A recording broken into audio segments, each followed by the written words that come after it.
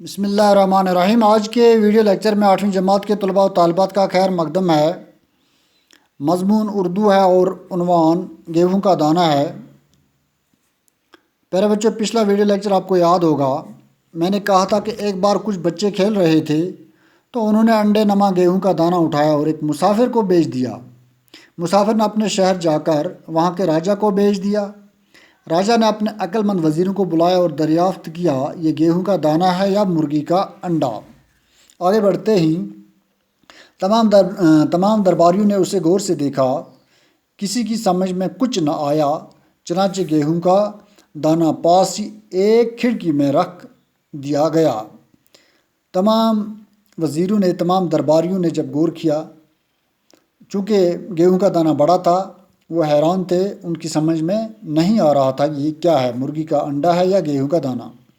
ذرا سی دیر میں ایک چیل آئی، ایک پرندہ آیا اور اس نے اس میں چھید کر دیا۔ پرندے نے گیہوں کے دانے میں ایک سوراخ کر دیا۔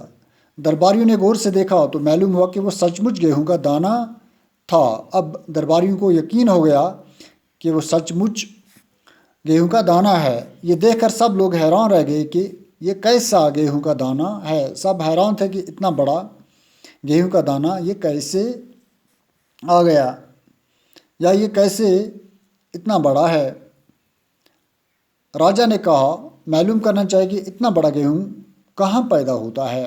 راجہ نے حکم دیا کہ آپ لوگ معلوم کرو کہ اتنا بڑا گیہوں کہاں اور کس زمین میں پیدا ہوتا ہے۔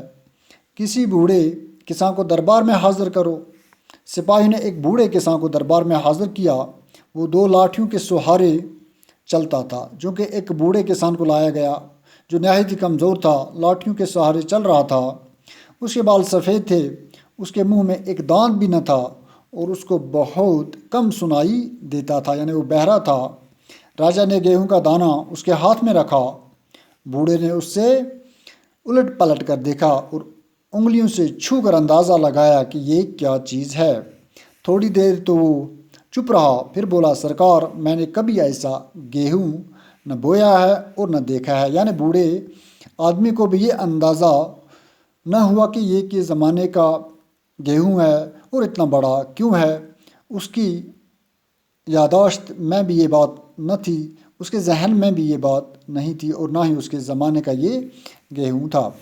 لیکن میرے والد شاید اس گیہوں کے بارے میں کچھ بتا سکیں۔ بوڑھے نے کہا کہ میرے والد اس گیہوں کے بارے میں کچھ جانتے ہوں گے۔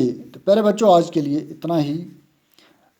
گھر کے لیے کام صرف یہ ہوگا، اس پیرا میں سے صرف 5 الفاظ نکالنے ہی اور اپنے جملوں میں استعمال کر کے ہمیں واٹس ایپ تھرو سینڈ کرنے ہی۔ آج کے لیے اتنا ہی۔ آپ لوگوں کا بہت بہت شکریہ۔